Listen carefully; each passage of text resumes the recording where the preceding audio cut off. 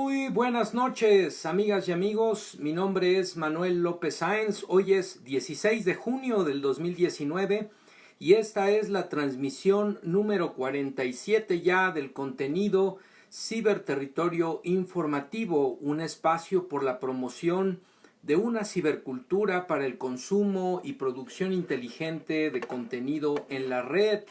Pues hoy estamos ya iniciando el periodo vacacional, sobre todo pues en las instituciones educativas que siguen el calendario de la SEP. También está de vacaciones no solo el sector de educación básica, sino también el sector de educación media superior y superior. Y bueno, pues estamos iniciando, amigas y amigos, estas transmisiones. Damos la bienvenida a María Bonita, Gaby Torres, que se incorpora a la transmisión. María Bonita, que nos está regalando su acostumbrada lluvia de likes. Pues qué bueno que reapareció en las transmisiones. Muy buenas noches a todas y todos quienes se vayan incorporando a esta transmisión.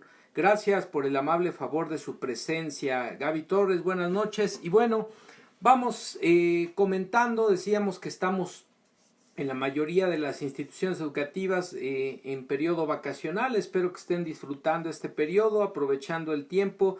Buenas noches, Karina Cadena, que se incorpora a la transmisión. Siempre hay cosas que dejamos de lado cuando tenemos otras actividades. En las vacaciones es tiempo de atender esos asuntos pendientes, estar con la familia, con los amigos, tomarse también un tiempo de descanso en casa o fuera del lugar de residencia. Pues nosotros estaremos transmitiendo de cualquier manera el contenido, así que por aquí nos vamos a estar viendo. Carolina Barranco, buenas noches. Pues vamos a iniciar, amigas y amigos, el contenido del día de hoy. Desde luego tenemos contenidos para comentar con ustedes, como de costumbre. Por un lado, relacionados pues con los acontecimientos recientes de nuestro país y particularmente pues lo que tiene que ver con las circunstancias que por las que atraviesa un país como el nuestro en el marco de un nuevo periodo político, económico, histórico, a partir de la llegada de un nuevo presidente a nuestro país. Ya prácticamente 7 meses de la toma de posesión de Andrés Manuel López Obrador. Y bueno, vamos a arrancar con los contenidos que tenemos preparados para ustedes. El primer contenido etiquetado con el hashtag, me perdonarán ustedes, pero así quedó el hashtag. Esos son los que chingan la nación. Y bueno, aquí vamos a hablar particularmente de este régimen de componendas, de complicidades que se dieron durante 36 años entre cierto sector de la clase empresarial, tanto nacional como extranjera, con los gobiernos de nuestro país, particularmente en el tema, aunque no exclusivo, de la exención de pago de impuestos a los grandes contribuyentes, lo cual evidentemente fue en detrimento de las finanzas públicas, de los servicios, de la infraestructura a disposición de los habitantes de un país como el nuestro, y por otro lado pues el pago de arreglos, de acuerdos bajo lo oscurito o por lo oscurito, quiero decir, entre la autoridad y estas élites financieras nacionales e internacionales. A propósito de ello, señalar quiénes son algunos de estos grandes contribuyentes que fueron los favoritos de los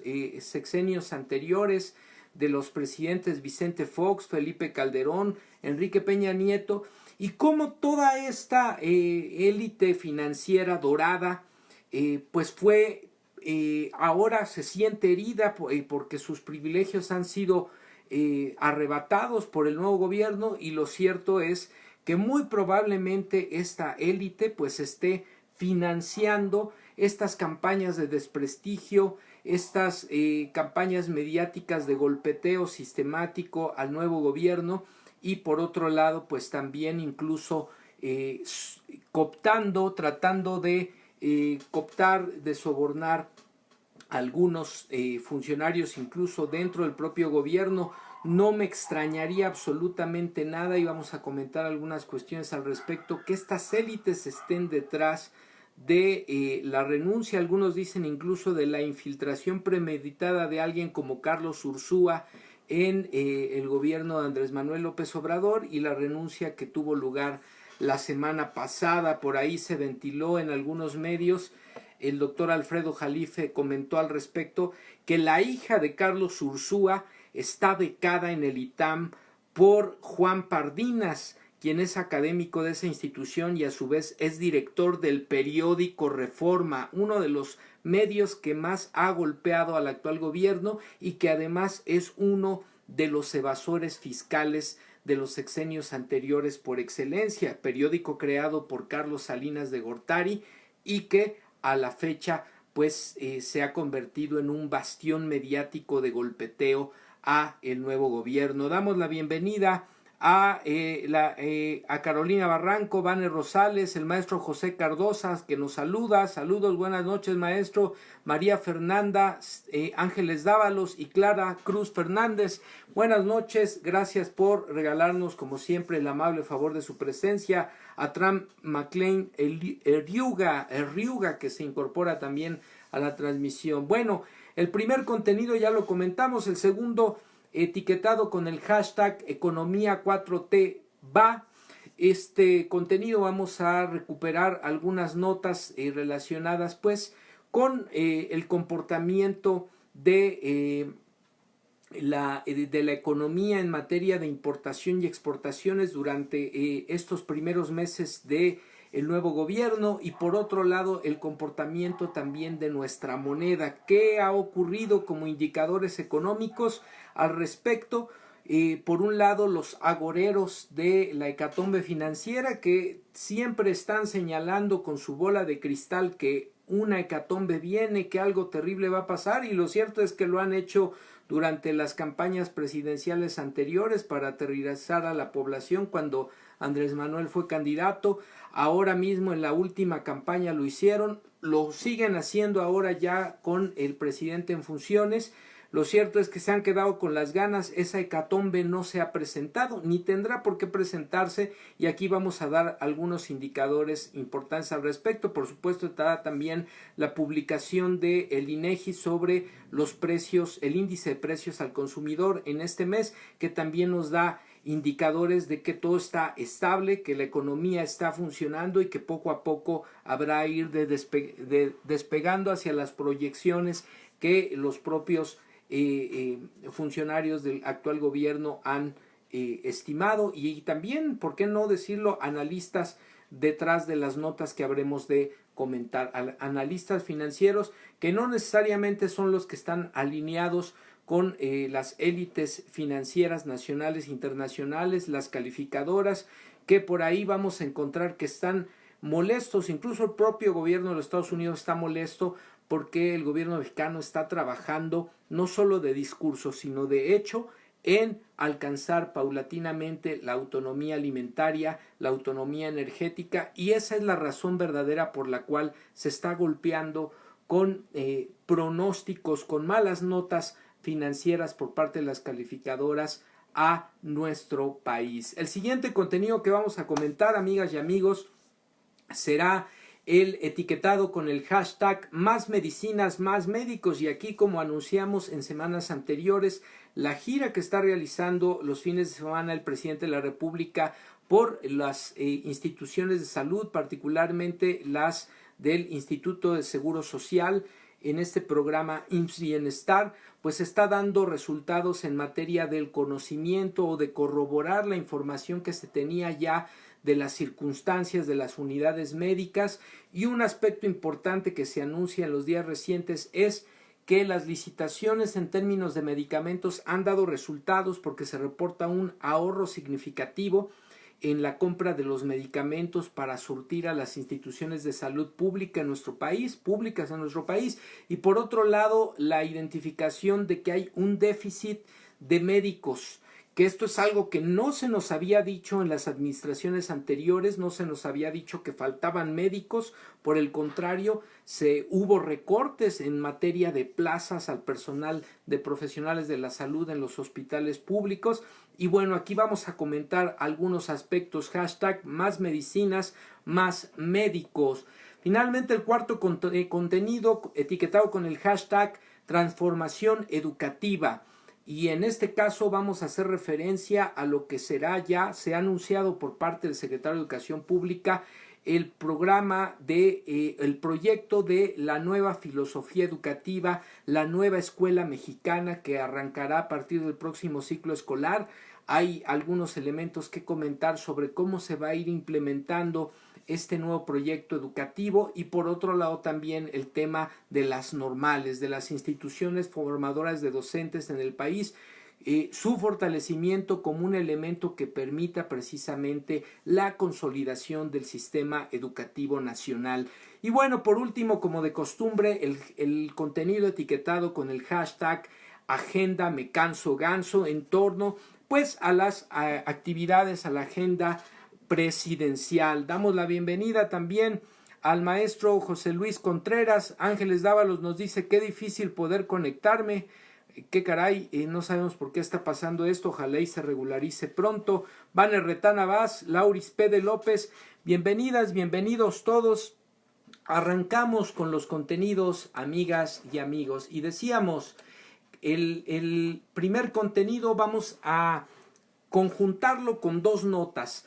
Una recuperada del portal digital de noticias Revolución 3.0, que se titula: en sexenios de Calderón y Peña se condonaron 400,000 millones de pesos, beneficiando a 108 grandes contribuyentes. Y la otra nota que vamos a hacer referencia aquí es una retomada del portal de noticias Nación 321, en donde vamos a recuperar algunos de los principales contribuyentes que fueron beneficiados por condonación de impuestos en el sexenio de Felipe Calderón y de Enrique Peña Nieto. Y ahí tenemos ejemplos muy concretos de esta élite financiera nacional e internacional que ha sido desplazada en el nuevo gobierno, a quien se le han arrebatado estos privilegios malsanos, y que seguramente son ellos quienes están detrás financiando estas campañas de golpeteo, de desprestigio. Seguramente ahí hay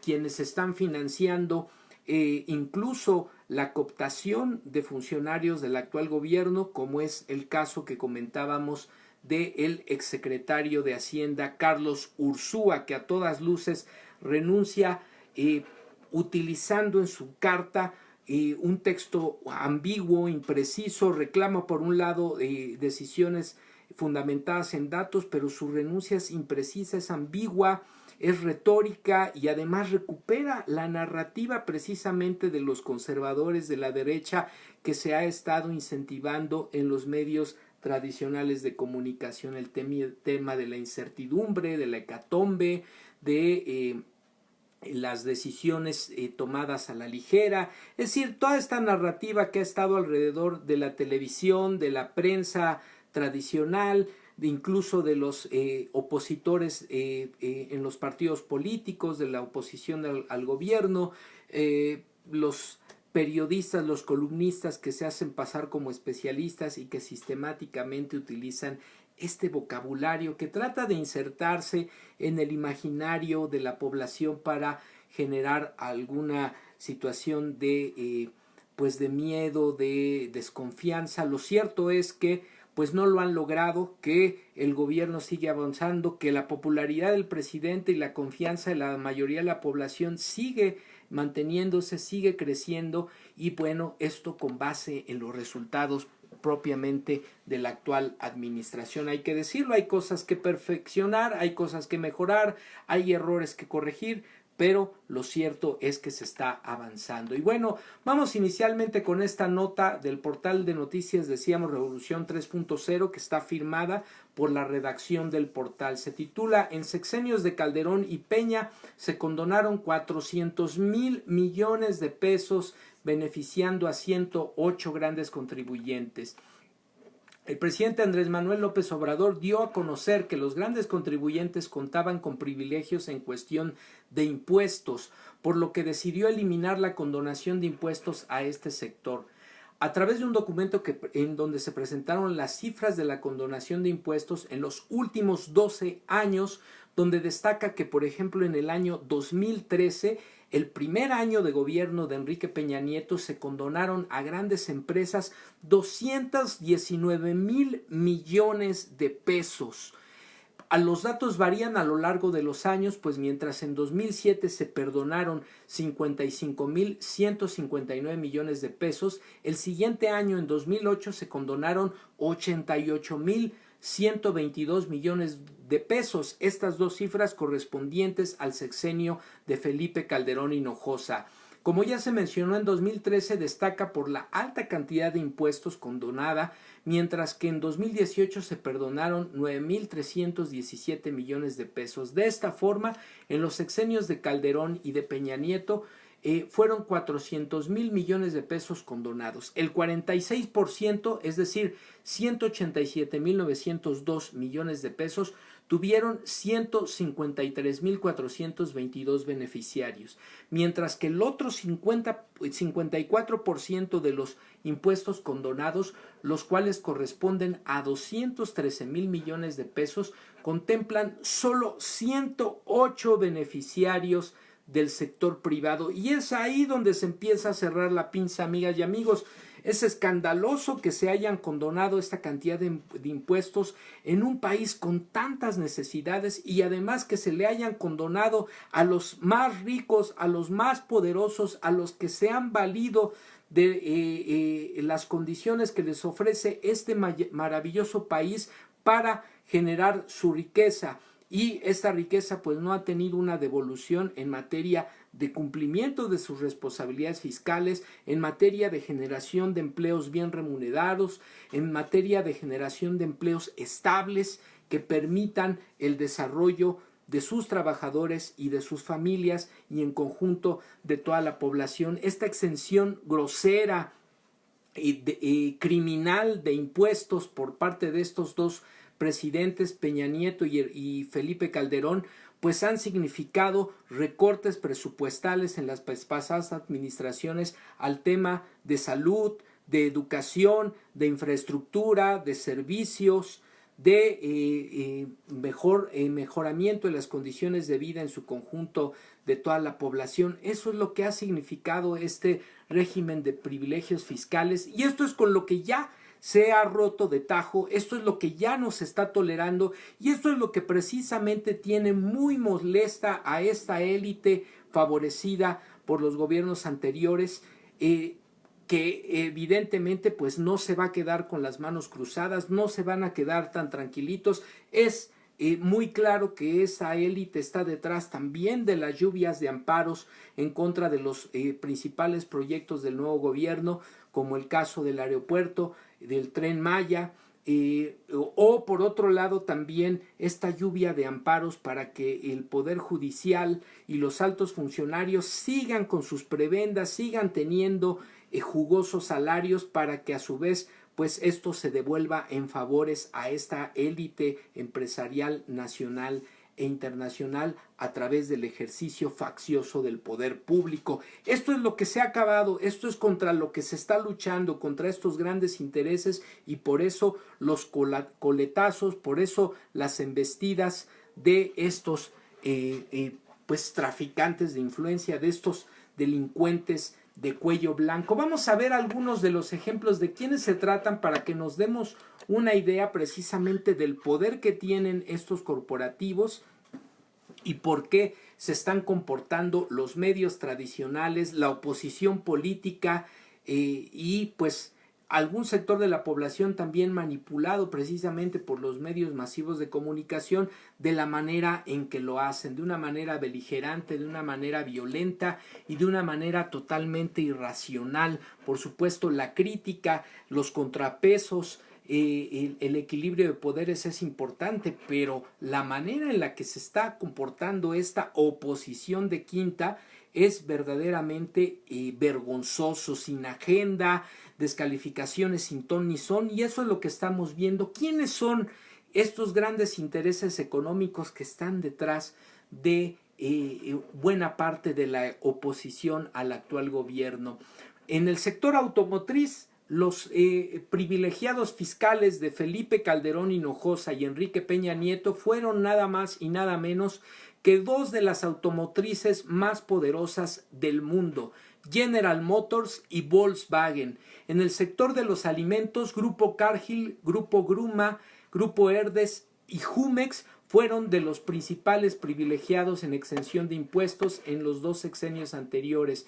En el sector financiero, los bancos, entidades sumamente poderosas a nivel nacional e internacional y que, por cierto, nos cobraron las comisiones más altas del mundo en nuestro país, permitido precisamente por estos delincuentes que se hicieron llamar presidentes de la República, avalados por el PRI y el PAN.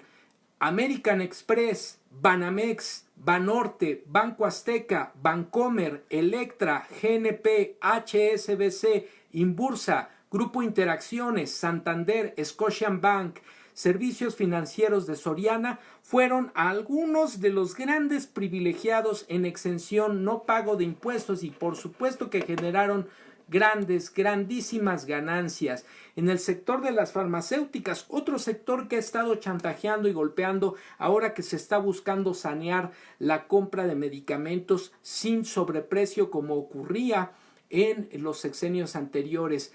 Casa Saba, Farmacias del Ahorro, Grupo Pfizer, una de las farmacéuticas más poderosas del mundo, y Grupo Senosiain, que son de las farmacéuticas que fueron beneficiadas en los sexenios anteriores. Ya dimos cuenta también de ello en cuanto a las compras, la entrega de licitaciones privilegiadas a algunos de estos grupos farmacéuticos para comprar medicamentos por parte del sector público a sobreprecio, una cantidad exorbitante en la elevación de los precios para la compra de medicamentos. En el sector industrial, Grupo Alfa, ArcelorMittal, Cemex, Condumex, Ferrocarril Mexicano, Grupo Industrial Saltillo, ILSA, Minera México del Grupo México, que acaba de hacer otra vez un ecocidio en el Mar de Cortés, derramando 3,000 litros de ácido sulfúrico en aquella región del país y que ya está dando cuenta las consecuencias de este terrible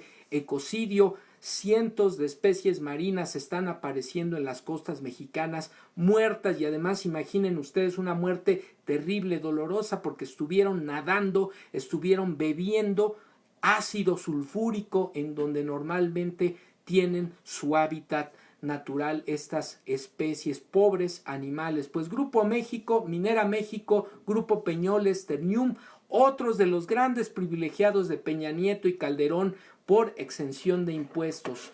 En el sector telefónico, América Móvil de Carlos Slim y AT&T, Telefónica extranjera, fueron de los beneficiados por exención de impuestos. Tiendas departamentales, Chedraui, Liverpool, Palacio de Hierro y Sanborns, también de Carlos Slim, beneficiadas, no pagaron impuestos.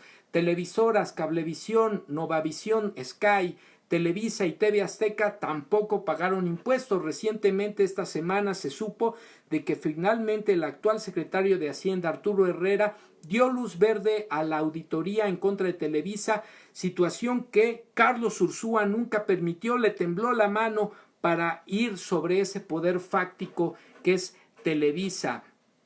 Otros grupos como 7-Eleven, Grupo Carso, nuevamente Carlos Slim, IBM, la transnacional, Operadora Comercial de Desarrollo, Cinépolis y Procter y Gamble, de otros de los corporativos que tampoco pagaron impuestos y fueron los consentidos de Felipe Calderón y Enrique Peña Nieto. En ese sentido, se explica perfectamente por qué estas élites están molestas con el actual gobierno, porque ya no se les están dando estos privilegios, porque se les está cobrando los impuestos que siempre debieron de pagar, porque hay un incremento en la recaudación fiscal por parte del actual gobierno durante estos primeros 7 meses, recursos que se van a ir a los programas sociales, que se van a ir a la atención de las necesidades de la población, y que esto no ocurría precisamente porque se les condonaban impuestos a estos grandes corporativos nacionales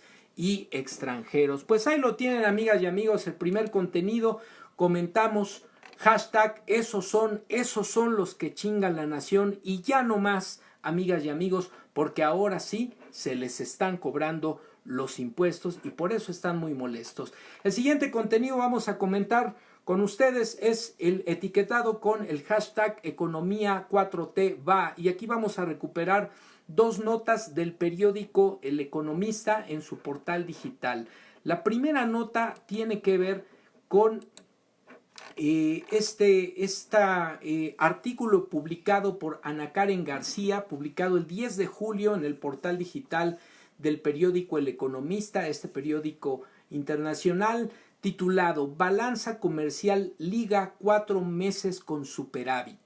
¿Qué quiere decir esto, amigas y amigos? El superávit nos indica que conforme se va incrementando el superávit, quiere decir que las exportaciones son más, cada vez más, que las importaciones. Es decir, que nuestro país poco a poco está empezando a vender más hacia el exterior y a comprar menos del extranjero, lo cual es un indicador de que se está cumpliendo en materia de buscar paulatinamente la autonomía, en este caso la autonomía alimentaria y más adelante la autonomía energética a través de la producción de nuestros propios combustibles para no comprarlos en el extranjero. Dice entonces la nota, balanza comercial liga 4 meses con superávit. El valor de las importaciones fue de 40.794 millones de dólares, mientras que el de las exportaciones ascendió a 41.825 millones de pesos. Es decir, México está comprando menos al extranjero, está vendiendo más, está apostando por el consumo interno, por los productores nacionales, por las empresas nacionales, sobre todo la micro, pequeña y mediana empresa que habían sido olvidadas por los gobiernos neoliberales en nuestro país, y eso es lo que está ocurriendo, y este es también un indicador y un elemento que explica por qué la nota baja de las calificadoras. Están molestas las calificadoras extranjeras, está molesto el gobierno de los Estados Unidos. Por ahí apareció nuevamente la intentona de poner aranceles al acero mexicano igual que al acero chino por parte del gobierno de Donald Trump. Lo cierto es que están molestos porque México poco a poco está trabajando en esta idea de ir comprándole menos al extranjero, y la mayoría de nuestras compras al extranjero es al mercado estadounidense. Entonces, esto evidentemente lo está resintiendo la economía norteamericana, y por ello hay la reacción de las calificadoras, no por un mal desempeño de nuestra economía, sino porque finalmente hay un gobierno que empieza a darle la vuelta a la tortilla y a buscar que nuestro país sea autosustentable, que sea autónomo, y en ese sentido pues ese es un tema no solo de productividad y crecimiento y desarrollo de la economía, sino hasta de seguridad nacional, para que nadie nos venga a chantajear, nos diga que no nos van a vender alimentos, que no nos van a vender combustibles o algún otro insumo, porque nosotros lo estamos produciendo y no dependemos del exterior. Esto no implica un cierre de fronteras, simple y sencillamente poner las cosas en su lugar, porque lo cierto es que en esta lógica de la mundialización, de la globalización económica que tanto enarbolaron los neoliberales, lo que pasó es que nos volvieron muy dependientes, al punto que incluso siendo un país productor de maíz por excelencia, ya estamos importando maíz, o estuvimos importando en buena medida maíz para consumo propio. O siendo un país petrolero, pues tenemos que importar las gasolinas porque no se invirtieron en las refinerías para producir nuestros propios combustibles. Eso es lo que pasó y eso es lo que se está tratando de revertir poco a poco. Durante mayo del 2019 el saldo de la balanza comercial de mercancías ascendió a 1.031 millones de dólares, siendo este el cuarto mes consecutivo que se registra un superávit comercial, es decir, 4 meses consecutivos. El valor de las importaciones fue de 40.794 millones de dólares, decíamos, mientras que el de las exportaciones subió a 41.825 millones de dólares. ¿Cuáles son las exportaciones manufactureras las exportaciones, que subieron? El sector manufacturero, particularmente los productos automotrices. Esto de acuerdo con el INEGI, repuntaron un crecimiento del 16% a tasa anual, de acuerdo con el más pronunciado desde que se tenga el registro desde septiembre del año pasado, según el propio INEGI. También los manufactureros en el sector automotriz, en total los envíos al exterior en electrónicas y otros productos industriales registraron un valor de 36.975 millones de dólares. Esta situación implica que de cada 100 dólares obtenidos por concepto de exportaciones, al menos 88 provienen de la venta al exterior de manufactureras. También se registró un incremento en el envío de agropecuarios y también se recupera el sector extractivo, por ejemplo, la ganadería, la pesca, la agricultura. La salida de mercancías, por su parte, la salida de mercancías extractivas registró una recuperación después de 2 caídas consecutivas en los meses previos. En mayo creció el 7.5%, el valor de las exportaciones de este rubro ascendió también a 587 millones de dólares. En el sector petrolero las exportaciones continúan en números rojos, es cierto, porque Pemex fue abandonado, fue desmantelado, se le puso una carga fiscal abusiva durante los últimos 36 años con la intención de quebrarlo para justificar la privatización del sector energético en nuestro país. Ahí tenemos lo que nos dejó la mal llamada reforma energética, pero aún así paulatinamente ha venido ocurriendo una recuperación. Los envíos de petróleo crudo son los más importantes para el comercio exterior. Cerca del 87% de las exportaciones petroleras son de mezcla mexicana. Solo por estos envíos entraron 2.314 millones de dólares.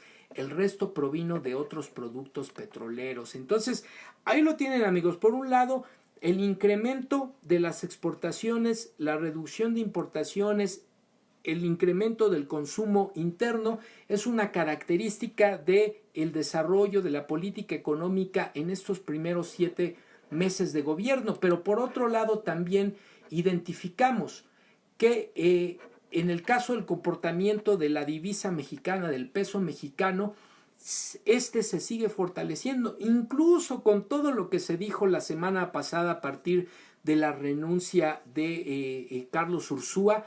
Lo cierto es que el peso se sigue fortaleciendo. Hubo un movimiento durante ese día, la especulación en los mercados, pero inmediatamente vino la recuperación. Esta nota la recuperamos del periódico también El Economista, etiquetada en el mismo contenido hashtag economía en la 4T va.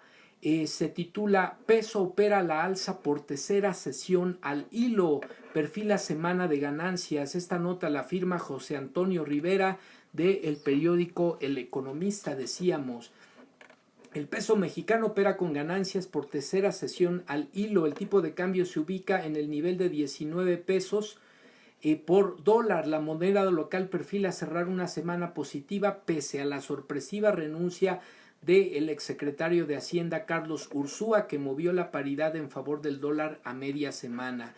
El movimiento en la cotización significa una apreciación de 7.90 centavos o 0.41% contra su cierre de ayer de 19.1 pesos por billete verde. Con datos del Banco de México, se acerca a su cierre del viernes pasado de 19 pesos por unidad, de 19 pesos, por cada dólar. El cruce dólar-peso se desplaza en un rango de entre 19.1 unidades y un mínimo de operación de 19 pesos por dólar. El mercado se mueve con optimismo, impulsado por los pronósticos sobre un próximo recorte de tasas en Estados Unidos tras la publicación de las minutas de la Reserva Federal. El índice dólar, que mide la fortaleza de la divisa estadounidense, continúa la nota, contra una canasta de 6 monedas de referencia registra un movimiento de menos 0.06% y se ubica en un nivel de 96.99 unidades. En sus minutas, la Fed la Reserva Federal estadounidense mencionó la posibilidad de un recorte de tasas en respuesta a riesgos como la baja inflación. Pues ahí lo tienen, amigas y amigos. Por un lado, suben las exportaciones, disminuyen las importaciones en estos primeros meses, se fortalece el sector interno. Por otro lado, la moneda mexicana sigue una racha de comportamiento, de recuperación frente a la moneda norteamericana, frente al dólar. Y adicionalmente quiero compartir con ustedes la publicación del Índice Nacional de Precios al Consumidor en el mes de junio, el mes pasado, publicada el 9 de julio, en los días recientes, por parte del INEGI. Aquí vamos a ver cuál es el comportamiento. La mayoría de los precios en los distintos sectores y productos de consumo tienen una ligera disminución, lo cual indica también un buen desempeño de la economía. Vamos a que lo puedan apreciar ustedes mismas, ustedes mismos, a partir del audio.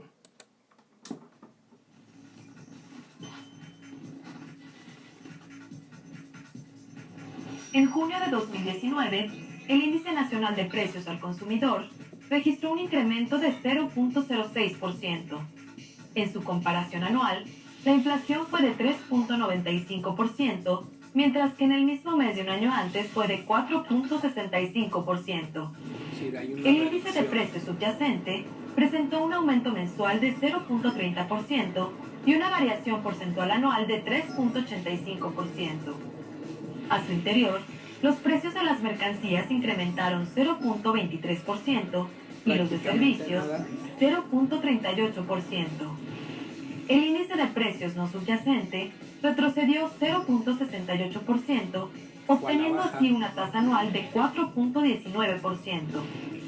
A su interior, los productos agropecuarios disminuyeron 0.18%, mientras que los precios de los energéticos y tarifas autorizadas por el gobierno disminuyeron 1.04%. Estas cifras se actualizarán el próximo 8 de agosto. Bien, pues ahí lo tienen, amigas y amigos. Por un lado, un indicador exterior en materia de exportaciones, importaciones.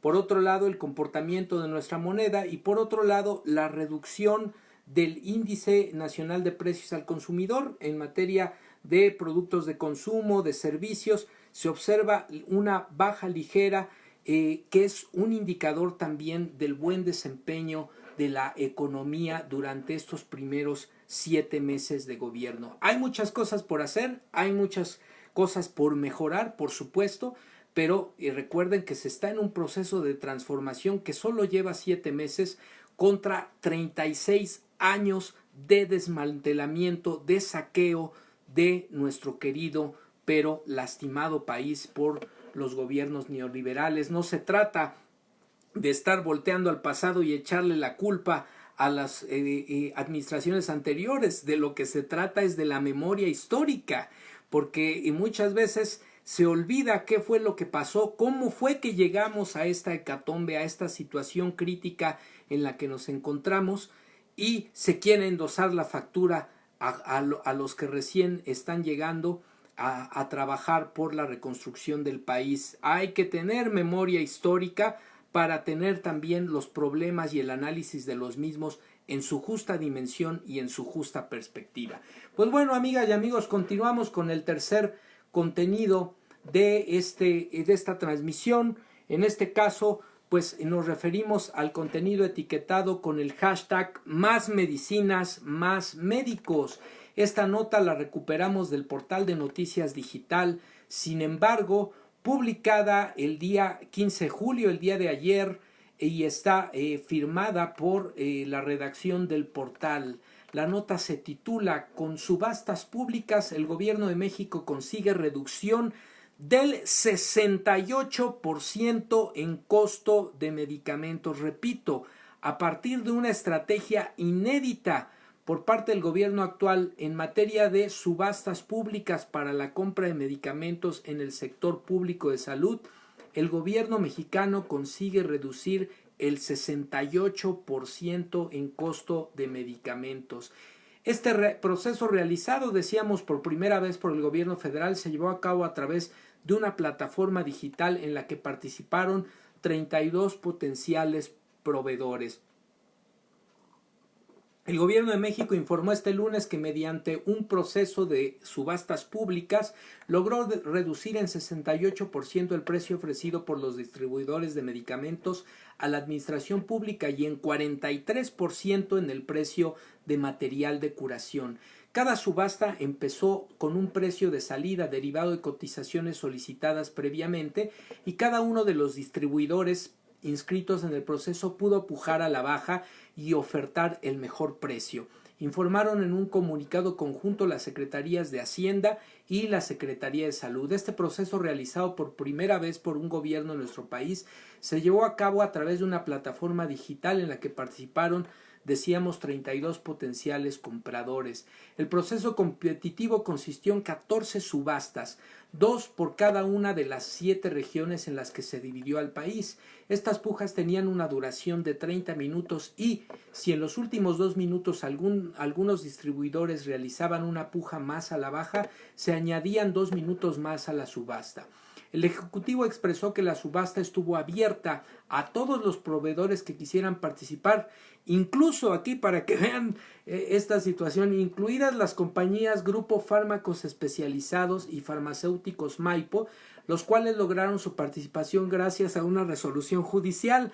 Recordemos que estos dos grupos farmacéuticos fueron los beneficiados principales del gobierno anterior de Enrique Peña Nieto. Prácticamente se les entregaron la mayoría de las licitaciones para venta de medicamentos al sector público de salud y estaban fuera de la subasta. Sin embargo, una vez más el Poder Judicial, encabezado por Eduardo Medina Mora, ese delincuente, ese traficante de influencias con toga, que está todavía incrustado en la Suprema Corte de Justicia, les da la posibilidad mediante una resolución judicial de participar a estos corporativos farmacéuticos. El actual gobierno, liderado por Andrés Manuel López Obrador, criticó el pasado marzo que estas dos empresas fueron, decíamos, las dos más favorecidas durante la presidencia de Enrique Peña Nieto.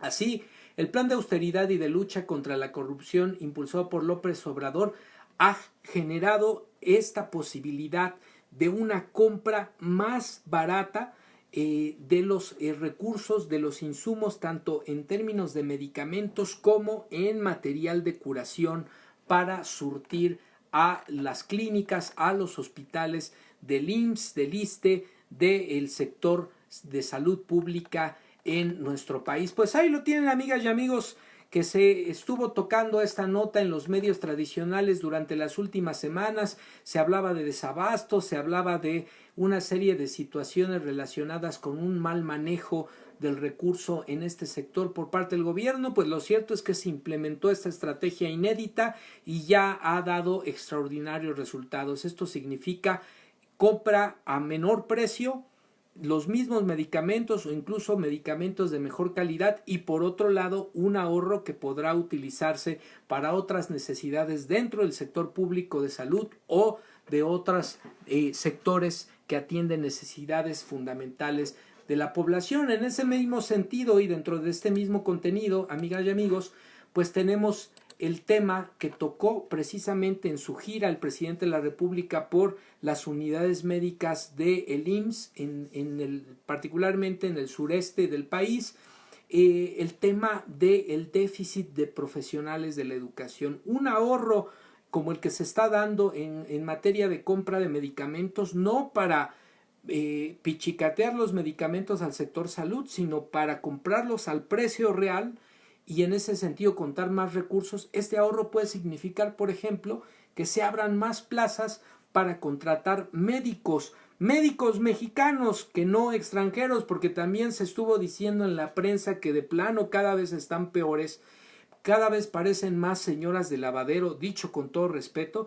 Estuvieron circulando algunos medios la nota de que se pretendía contratar a médicos cubanos. Dicho sea de paso, los médicos cubanos de los mejores del mundo, pero esa nota fue una noticia falsa, una fake news. para que vean a qué papel, a qué nivel ha llegado la prensa tradicional, los medios tradicionales de comunicación con esta campaña de golpeteo mediático que, insisto, está claramente patrocinada por esa élite financiera nacional e internacional que ya no tiene los privilegios en los que tenían los gobiernos anteriores y que están muy molestos y que por eso están pagando ese chayo ahora desde ese sector del tráfico de influencias para golpear las decisiones de la actual administración. Esta nota la recuperamos en el mismo hashtag Más Medicinas, Más Médicos del portal del periódico El Financiero, titulada "A México le hacen falta 123,000 médicos", asegura Andrés Manuel López Obrador. Esta nota está firmada por la redacción del portal y del medio. El sector salud de México, dice, tiene un déficit de 123,000 médicos. Hay 270,600 médicos generales en el país y debemos tener, de acuerdo con la norma internacional, 393,600 médicos, es decir, faltan 123,000. De acuerdo con la OCDE, la Organización para la Cooperación y el Desarrollo Económico, en un país deben existir 3 médicos por cada 1,000 habitantes, es decir, 1 por cada 333 personas, que dicho sea de paso, de cualquier manera es insuficiente. Desconozco cómo llegaron a esa medida, a ese parámetro, pero es evidente que aún en ese escenario que plantea la OCDE sería insuficiente el número de profesionales de la salud para atender las necesidades de una población.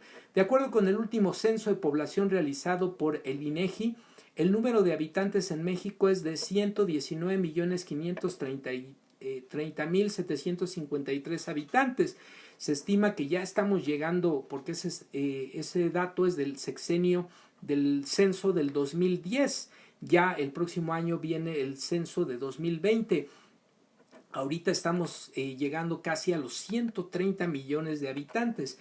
Si se hace la división entre las cifras, se obtiene que México debería tener un médico por cada 359 habitantes. El presidente también acusó la falta de médicos en el país debido al rechazo registrado en las universidades para las estudiantes que desean estudiar medicina, para los jóvenes que desean estudiar medicina. Entonces, aquí la estrategia que se estaría planteando es incrementar la matrícula en las universidades para estudiantes de medicina. Incluso se habló de destinar un presupuesto adicional a las universidades que específicamente se debería utilizar para incrementar la matrícula en la carrera de medicina, y por otro lado un presupuesto para incrementar las plazas y la contratación de profesionales de la salud en el sector público. Pues ahí lo tienen, amigas y amigos. Con esto cerramos este contenido. Hashtag Más Medicinas,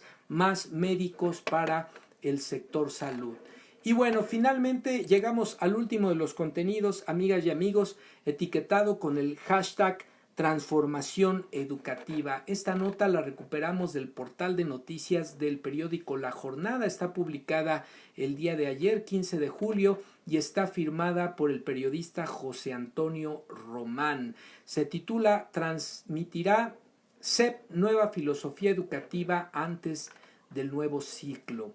Dice así la nota: los cursos de capacitación de la nueva escuela mexicana se realizarán junto con los consejos técnicos escolares, las 2 semanas previas al inicio del ciclo escolar 2019-2020, a fin de conocer las nuevas disposiciones del Acuerdo Educativo Nacional y transmitir los fundamentos de la nueva filosofía educativa, anunció el secretario de Educación Pública Esteban Moctezuma Barragán. Al reunirse con subsecretarios de Educación Básica y responsables de los consejos técnicos escolares, el funcionario precisó que si bien el cambio educativo no será de la noche a la mañana, sí será el cambio de rumbo hacia uno centrado en el aprendizaje y el logro educativo de las niñas, niños, adolescentes y jóvenes de nuestro país, que está iniciando en esta administración. Reunidos en el Salón Hispanoamericano de la sede de la Secretaría de Educación Pública, Moctezuma Barragán reconoció que hasta ahora los diferentes niveles educativos trabajan de manera relativamente aislada, donde cada uno de ellos tiene sus propias normas, prioridades, usos y costumbres, y sin un diálogo entre ellos para mejorar el aprendizaje de los estudiantes. Entonces, esta es una de las áreas de oportunidad sobre la cual trabajar para consolidar el nuevo proyecto educativo y desde luego mejorar de manera sustancial en su conjunto el sistema educativo nacional.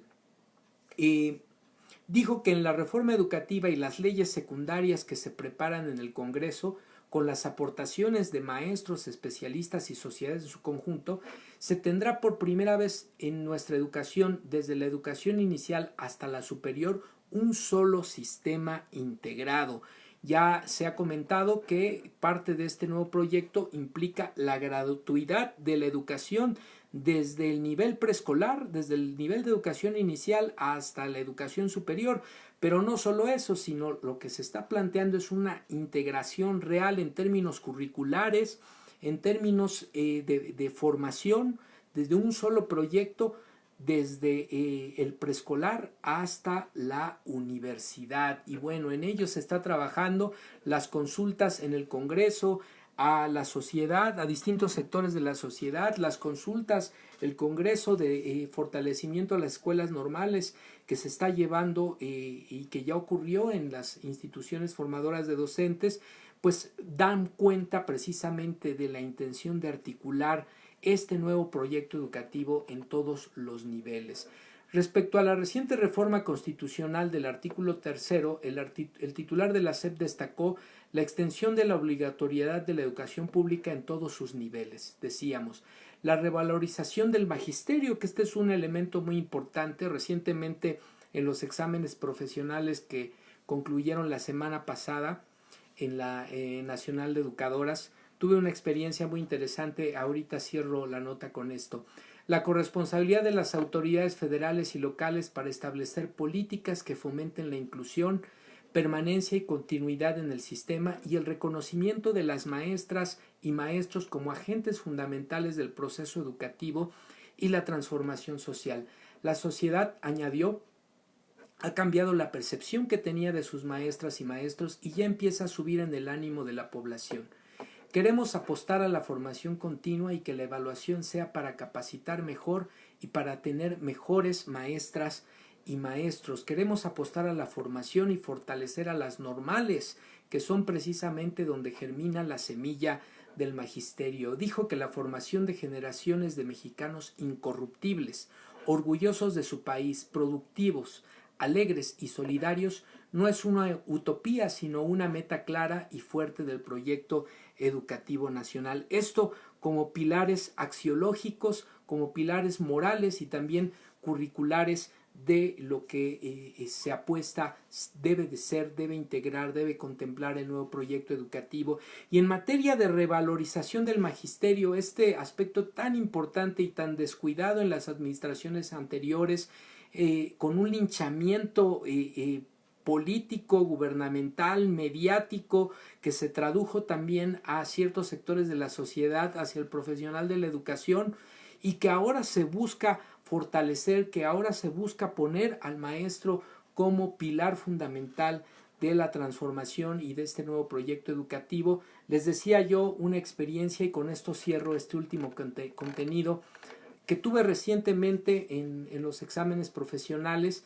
Al término de un examen profesional, el padre de la sustentante pidió la palabra al sínodo, una vez que habíamos dado el dictamen de aprobación del examen. Nos pidió la palabra, nos pidió intervenir un momento, y lo que nos dijo este padre de familia fue conmovedor, fue muy motivante para un servidor, pero además es un reflejo de lo que se está reportando aquí en la nota.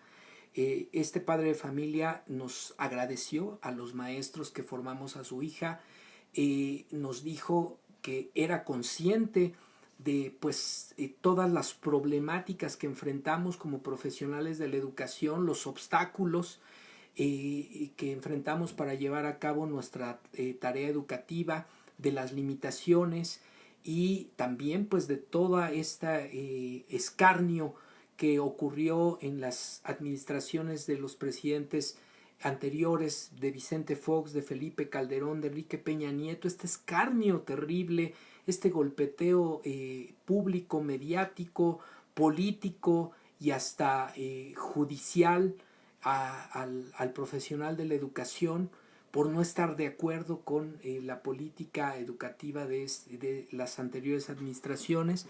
Y bueno, este padre de familia nos agradece, nos reconoce, nos dice que como representante de la sociedad mexicana están conscientes, y ellos como padres de familia, de los retos, de los desafíos, de que ellos tienen que participar también, involucrarse más en la educación de sus hijos.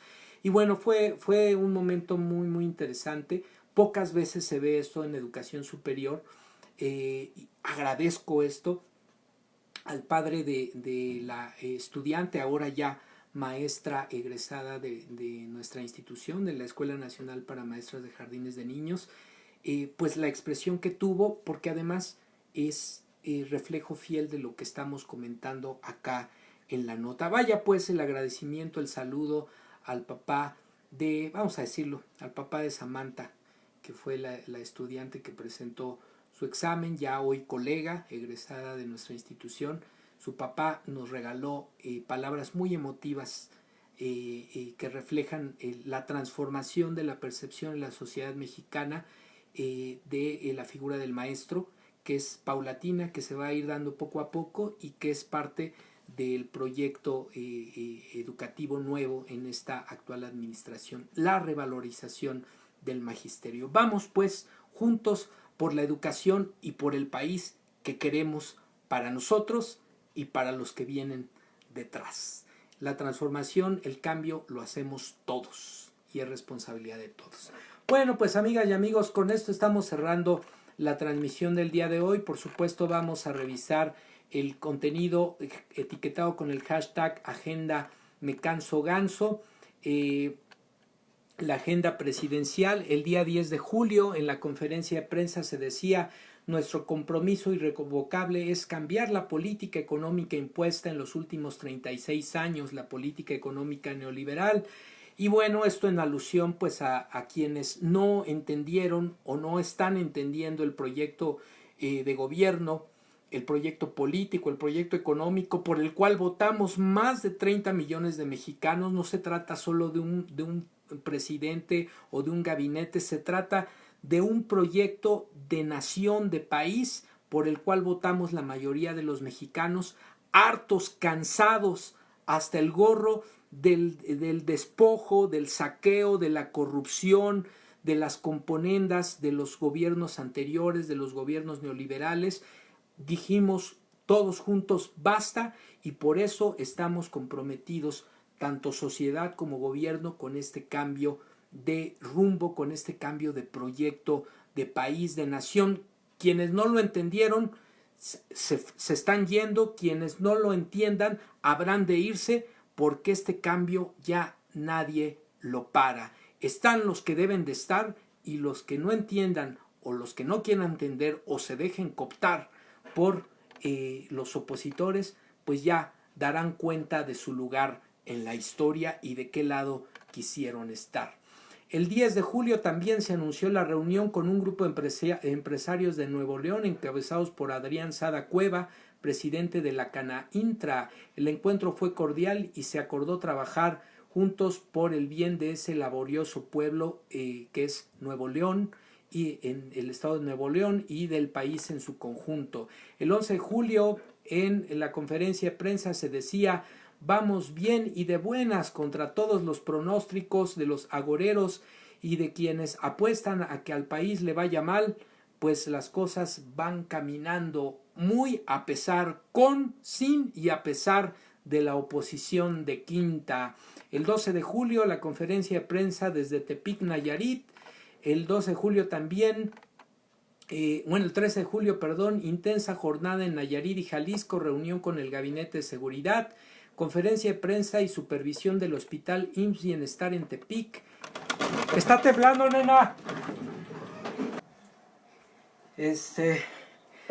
Pues amigas y amigos, nos sorprendió un temblor Fue rápido pero fuerte, no sé si ha estado temblando, ha habido temblores con epicentro en la Ciudad de México, entonces luego no se perciben en todos lados, pero pues sí nos sorprendió. Voy a cortar un momento la transmisión y retomo para el cierre, a ver si nos acompañan y también pues comentar qué pasó. Permítanme un momento. Gracias.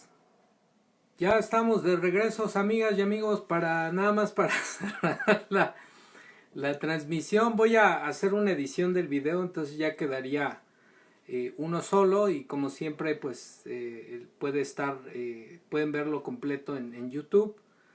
Entonces nada más para cerrar, pues estábamos con esta comentario de la agenda presidencial y de repente pues nos sorprendió el temblor.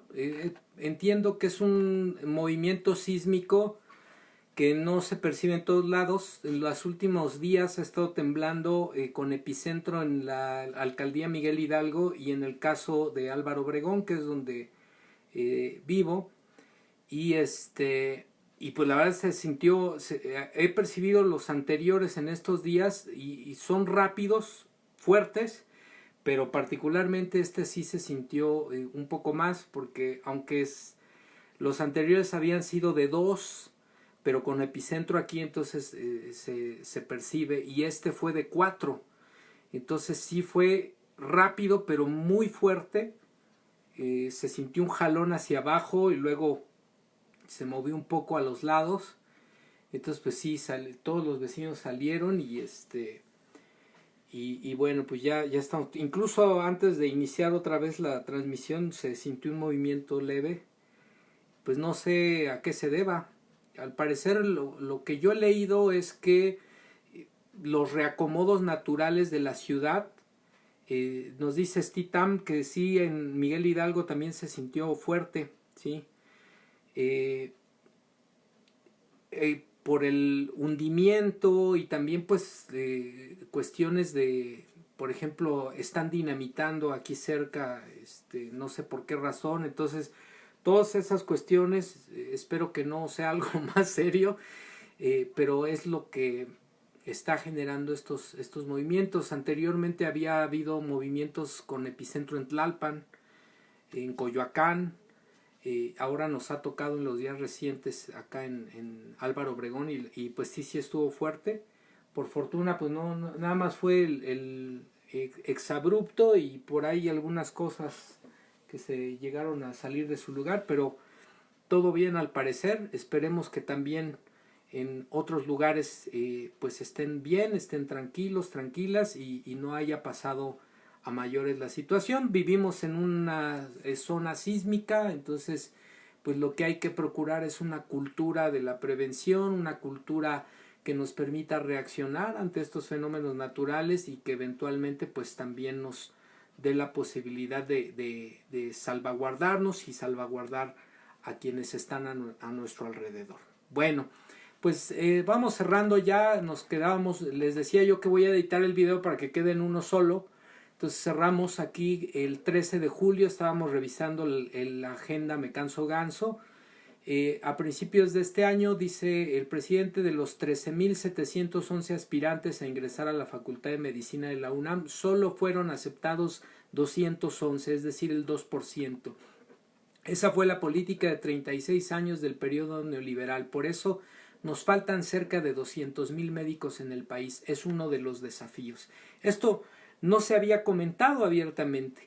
Hay un déficit de médicos, lo señalábamos en el contenido anterior, y esto es parte de la crisis que se está viviendo en el sector salud y es parte de lo que se tiene que atender ahora.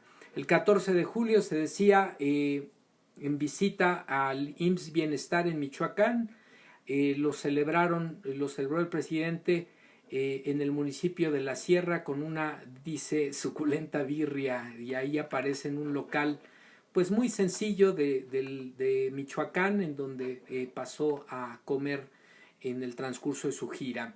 El 15 de julio, no retea la delincuencia, dice el presidente, a la delincuencia organizada, como dice el Universal, otra tergiversación de la información. ahora por parte de este periódico. Expuso el problema de la inseguridad y de la violencia y el qué hacer. Tampoco es réplica, es aprovechar el tema para crear conciencia, dijo. El 15 de julio, en conferencia de prensa, se decía: el poder es humildad, diálogo circular con representantes de los medios de comunicación. El día de hoy, hace 17 horas, se decía en la conferencia de prensa: la política es el equilibrio entre la pasión y la razón. Y vaya que hay que tener equilibrio, sobre todo últimamente han estado muy puntillosos algunos periodistas tratando de sacar la nota, tratando de provocar, o simple y sencillamente haciendo su trabajo de periodismo crítico. Hace 12 horas, decía el presidente, se reunió con Mario Delgado y Ricardo Monreal, presidente de la Cámara de Diputados y de Senadores, respectivamente, coordinadores de los grupos mayoritarios del Congreso de la Unión. Corrijo, son los coordinadores del grupo parlamentario de Morena, Mario Delgado en la Cámara de Diputados, Ricardo Monreal en la Cámara de Senadores. Hay independencia de poderes, pero también ayuda mutua por el bien del pueblo y por el bien de la nación. Esto en alusión pues al respeto de cada cancha política, de cada cancha del poder, en este caso ejecutivo, y el poder legislativo representado en las cámaras. Bueno, pues amigas y amigos, con esto estamos cerrando la transmisión del día de hoy. Les reitero que vamos a editar el video para conjuntarlo en uno solo. Lo podrán ver a través de nuestro canal de YouTube, Ciberterritorio Informativo, al cual aprovecho para invitarles a que se suscriban, a que le den like a los videos y los compartan para que poco a poco lleguemos a más y más personas. También voy a compartir el video ya editado aquí en Facebook, entonces el que va a aparecer en esta ocasión para efectos de que quede en una sola contenido audiovisual. Y bueno, cerramos con el contenido, la recomendación de lectura del día de hoy, un clásico de las ciencias sociales, muy a cuento sobre los tiempos que estamos viviendo, Utopía, de Tomás Moro. Este libro, en este caso, que está editado por la casa Grupo Editorial Tomo SADCB, en este caso la edición data del año 2002. Seguramente también lo puede encontrar en el Fondo de Cultura Económica. Y bueno, este es un clásico de las ciencias sociales. Me voy a permitir leer algunos pasajes del prólogo para recomendarles. Dice así: en su famoso diálogo, escribe valga la redundancia, el escritor Roberto Mares, quien hizo el prólogo para esta edición de Utopía. En su famoso diálogo La República, Platón describe lo que para él es una organización social perfecta. Y cuando se le pregunta dónde se encuentra esa espléndida sociedad, él responde: utopos, o sea, en ningún lugar, expresando con ello que su teoría es una ficción y que la perfección en el terreno social y político no es más que un conjunto de ilusiones razonablemente estructuradas. La palabra utopía se parece mucho a la palabra felicidad. Todo el mundo la desea, y en cuanto la desea, se crea un modelo mental para darle una forma y marchar, caminar hacia ella. En otro sentido, siempre ha habido políticos utopistas, eso sí, pero pierden la cabeza con mucha facilidad. Y esto no debe interpretarse en sentido metafórico, sino literal. Es frecuente que los políticos que practican el poder real descabecen o manden descabezar a los políticos que piensan en mundos mejores, y no solamente para precaverse de posibles conductas subversivas, sino para dejar sentado que el poder se deduce de la inteligencia fría y no del cálido humanismo. Tomás Moro fue en su tiempo lo que ahora llamamos un intelectual, un hombre de ideas que vivía un mundo de acción, un hombre brillante en medio de la oscuridad, un creyente en la justicia y la verdad, desamparado en un sistema político carente de una ética social. Un hombre así no puede adaptarse a la realidad, tiene que inventarse un mundo a la medida de su grandeza intelectual y moral. Y bueno, esta obra viene muy a cuento, amigas y amigos, en estos tiempos, en estos momentos que estamos viviendo. Por supuesto, no hay modelos perfectos, no hay sociedades perfectas, no hay gobiernos perfectos. Lo que estamos viviendo en nuestro país es una transición, un cambio, lo ha dicho en diferentes ocasiones el presidente, un cambio de régimen. Este cambio es perfectible, es imperfecto, pero es parte de un sueño colectivo por un México mejor, por una sociedad más justa, por una sociedad más equilibrada, por una sociedad más incluyente, con todos sus hijos, no solo con unos cuantos. México es muchos Méxicos, México es muchas realidades. En la medida en que aprendamos a reconocer esos Méxicos y esas realidades es que podemos construir este país que necesitamos, que merecemos y que buscamos todos y para todos. Esa es la cuarta transformación, la utopía hacia la cual caminar y en el camino construir la nación, construir el México que nos incluya y nos reconozca a todos sus hijos. Pues muy a cuento por ello este libro el día de hoy, este clásico Utopía de Tomás Moro. Y bueno, con ello vamos cerrando la transmisión del día de hoy, amigas y amigos. Vamos ahorita a dar las gracias a quienes están en esta segunda parte del video. Voy a ver quiénes más están en el otro video y mandar los saludos correspondientes. De antemano a todas, a todos, gracias por el amable favor de su presencia. Y bueno, pues ahora nos agarró este fenómeno de la naturaleza en pleno cierre de la transmisión. Por fortuna estamos todos bien, espero que de aquel lado también todos estén bien. Y pues nada, Banner Retana va, saludos, gracias. Caro de la Cruz, saludos. Stitam, saludos. María Clorine, saludos. Geraldine Rodríguez, saludos. Stitam nos decía, se sintió fuerte aquí en Miguel Hidalgo también, sí. Franquita Franco, saludos. Jacqueline Pantuso, saludos. Erika Michelle Escudero, saludos también. Gabriela Mars, saludos. Viridiana, saludos. Cindy Wok, saludos. Brenda Jimena Carmona, saludos. Rebe Sainz, mi tía, saludos. Ale Pérez, saludos. Amanda Mendieta, también saludos. Vixis Montiel, saludos. Elvia Benavides, saludos. Nayeli García Castro, Esme Bellatrix, saludos. Pues saludos a todas, todos. Voy a ver quién más estuvo por allá para considerarlos en el reconocimiento por el favor de su amable presencia. Mi nombre es Manuel López Sáenz.